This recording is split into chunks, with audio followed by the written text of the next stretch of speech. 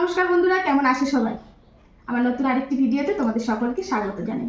তো বন্ধুরা, আজকে চলে এসেছি আরও একটি রেসিপি নিয়ে। আর সেই রেসিপিটা বানাবো এই যে চিচিঙ্গা দিয়ে। তো আজকে এই চিচিঙ্গা দিয়ে দুটো রেসিপি বানাবো।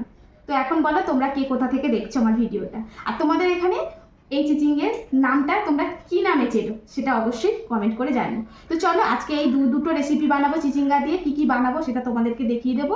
তো প্রথমেই চিচিঙ্গাগুলো ধুয়ে নিয়েছি, এখন চিচিঙ্গাগুলোকে সুন্দর করে কেটে নেব। তো প্রথমেই চিচিঙ্গাগুলোকে ভালো করে খোসাগুলো এইভাবে ছাড়িয়ে নেব।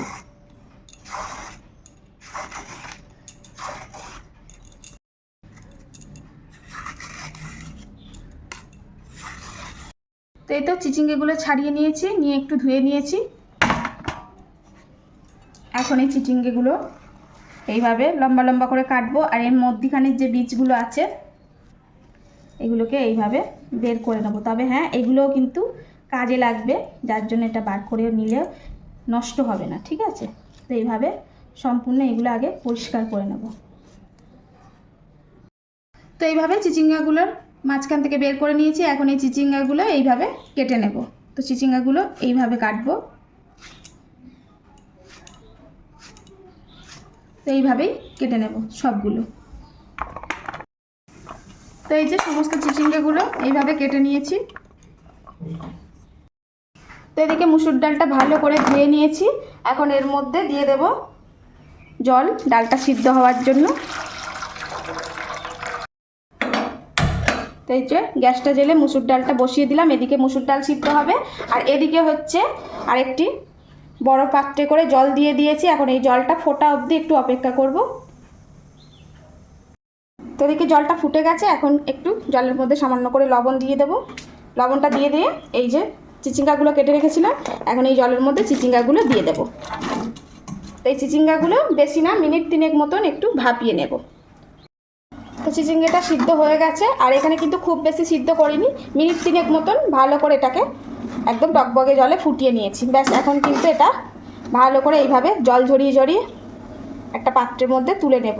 আর এইভাবে চিচিঙ্গাটা একটু ভাপ দিয়ে ফেলে নিলে কি হয়, চিচিঙ্গের যে একটা গন্ধ থাকে সেই গন্ধটাও চলে যাবে। তো এখন এই যে সমস্ত চিচিঙ্গাগুলো এইভাবে তুলে নেব। আর চিচিঙ্গাটা একটু ভাপ দেওয়ার ফলে কি সুন্দর সবুজ হয়ে গেছে দেখো আরও।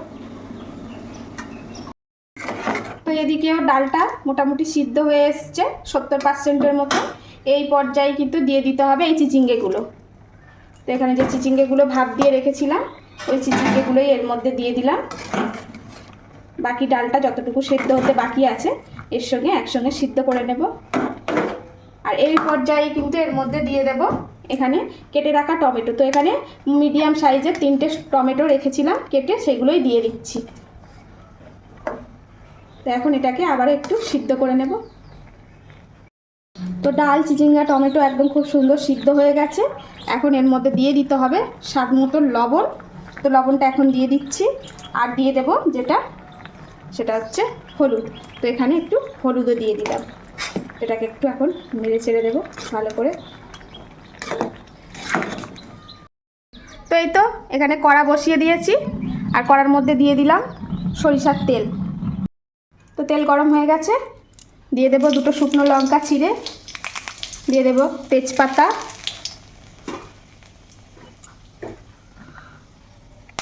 এখন দিয়ে দেব কুচিয়ে রাখা রসুন।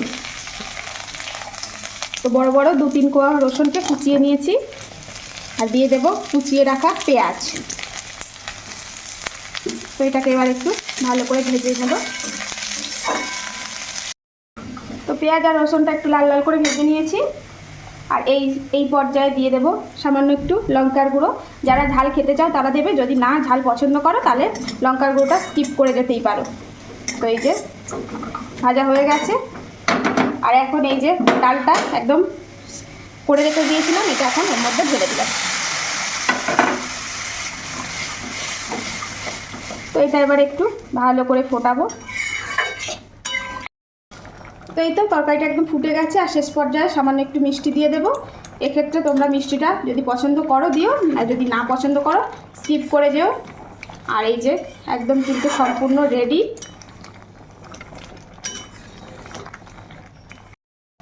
তো এই তো একদম রেডি হয়ে গেছে। এখন গ্যাসটা বন্ধ করে দিলাম। আর এটা একটু পরে ঠান্ডা হলে এটা কিন্তু আরও ঘন হয়ে যাবে। এখন একটা পাত্রের মধ্যে ঢেলে নেব। তো পরবর্তী রেসিপির জন্য এই যে এখানে কড়া বসিয়ে দিয়েছি, আর কড়ার মধ্যে দিয়ে দিয়েছি বেশ খানিকটা সরিষার তেল। বেশ খানিকটা বলতে 2 চামচ মতন সরিষার তেল দিয়ে দিয়েছি। আর এখন এর মধ্যে দিয়ে দেব এই যে একটু বড় বড় কোয়া দেখে কয়েক কোয়া রসুন, দিয়ে দেব কাঁচা লঙ্কা আর শুকনো লঙ্কা, দিয়ে দেব পেঁয়াজ। তো এগুলো দেওয়ার পরে একটু হালকা করে এইভাবে নেড়ে চেড়ে নিয়ে, আর এই যে চিচিঙ্গের খোসা, চিচিঙ্গের পেটের মধ্যে থেকে যেগুলো বার করে নিয়েছিলাম, এখন সবগুলো এর মধ্যে এখন দিয়ে দেব। তো এটা দেওয়ার পরে গ্যাসটা একদম আস্তে দেবে, দিয়ে এটাকে একটু হালকা করে এইভাবে নাড়িয়ে চাড়িয়ে নেবে। তো এটাকে একটু নাড়িয়ে চাড়িয়ে নিলাম। আর এই পর্যায়ে দিয়ে দেবো এর মধ্যে লবণ।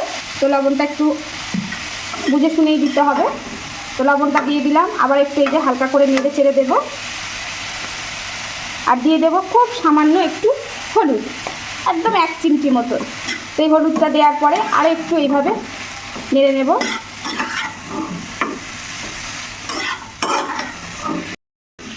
তো এই যে এইভাবে একদম নাড়িয়ে চাড়িয়ে একটু এইভাবে পুরো খেলিয়ে দেব। আর এখন এটা ঢেকে দেব, আর মিডিয়াম আঁচে দিয়ে দেব। এটাকে এখন 5 মিনিটের মতন এইভাবে রেখে দেব। তো মিনিট 5 মতন গ্যাসটা একদম আঁচে দিয়ে বসিয়ে রেখেছিলাম। আর এই যে একদম সম্পূর্ণ কিন্তু এটা সিদ্ধ হয়ে গেছে। দেখো এই যে এগুলো দেখো। তো এই যে এখন গ্যাসটা বন্ধ করে দেব। এই যে এখন এটা এই শিলপাটার মধ্যে নিয়ে নেব সম্পূর্ণটা। এখন এটা একটু বেটে নেব। আর এটা কিন্তু খুব মিহি করে বাটার দরকার নেই, একটু মানে ছিবা ছিবা মতন থাকবে, সেক্ষেত্রে মুখে পড়লে বেশ ভালো লাগবে। তো এখন এই যে বেটে নেব। তোমরা চাইলে কিন্তু মিক্সিতেও বেটে নিতে পারো, একটু গুঁড়িয়ে নিলেই হয়ে যাবে। কিন্তু শিলপাটার ভর্তা কিন্তু সবথেকে বেশি স্বাদ লাগে, তাই না বন্ধুরা? তো এই যে এখন এটাকে সম্পূর্ণ সুন্দর করে এইভাবে বেটে নেব। তো এই যে একদম বাটা হয়ে গেছে সম্পূর্ণ। আর শেষ পর্যায়ে কিন্তু একটা পেঁয়াজ এইভাবে 4 টুকরো করে কেটে নিয়েছি। আর একটু কাঁচা পেঁয়াজ ভর্তার মধ্যে না দিলে কিন্তু ভালো লাগে না। এখন এটাও একটু এইভাবে এর সঙ্গে দিয়ে দেব। খুব বেশি এটাকে মিহি করতে হবে না, এইভাবে একটু একটু ঠুকে দিচ্ছি। এখন এটাকে একটু হালকা করে বেটে দেব। খুব বেশি না, মুখে পড়বে এরকমভাবে একটু হালকা হালকা করে বেটে নেব। তো এই যে পেঁয়াজটাও এর সঙ্গে একসঙ্গে একটু বেটে নিলাম। আর খুব একদম মিহি করে বাটবো না, একটু মুখে পড়বে সেই রকমভাবেই এগুলো এখন বেটে নিয়েছি। তো সবগুলো একসঙ্গে বেটে নিয়েছি। এখন এর মধ্যে একটু চেক করে নেবে তোমরা, কারণ যেহেতু আগে ভাজার সময় একটু লবণ দিয়েছি, তো এখানে আমার আরেকটু লবণ লাগবে। তো তাই জন্য এখানে আরেকটু লবণ দিয়ে দিলাম। আর দিয়ে দেব সরিষার তেল আরেকটু। এখন এই সরিষার তেল আর লবণ দিয়ে আবারও একটু এটাকে ভালো করে মাখিয়ে নেব এইভাবে। আর এইভাবে শিলপাটায় ভর্তা করলে কিন্তু ভীষণ সুন্দর খেতে লাগে। আর যদি মনে করো শিলপাটায় ভর্তা করব না, সেক্ষেত্রে মিক্সিতে কিন্তু একটু সামান্য সময় ধরে ঘুরিয়ে নিলেই হবে। খুব বেশি মিহি করবে না, এরকম অল্প একটু ঘুরিয়ে দিলেই হয়ে যাবে। তো ভর্তাটাও এখন সম্পূর্ণরূপে রেডি।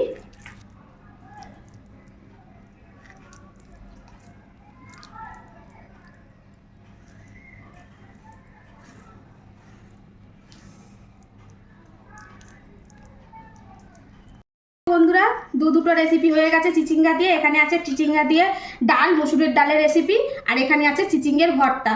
তো বন্ধুরা দুটো রেসিপি কেমন হয়েছে অবশ্যই কিন্তু কমেন্ট করে জানিও। আর ভালো লাগলে একটা করে লাইক দিয়ে যেতে কিন্তু তোমরা ভুলো না। আর তোমরা অনেকেই আমার ভিডিও দেখছো, তো যারা দেখছো প্লিজ এই চ্যানেলটিকে ফলো করো, আর ইউটিউব থেকে দেখে থাকলে সাবস্ক্রাইব করো।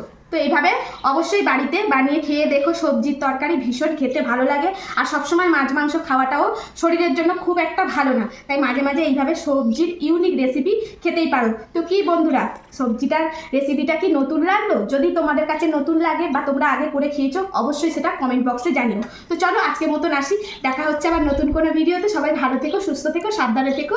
আজকের মতন আসি, টাটা।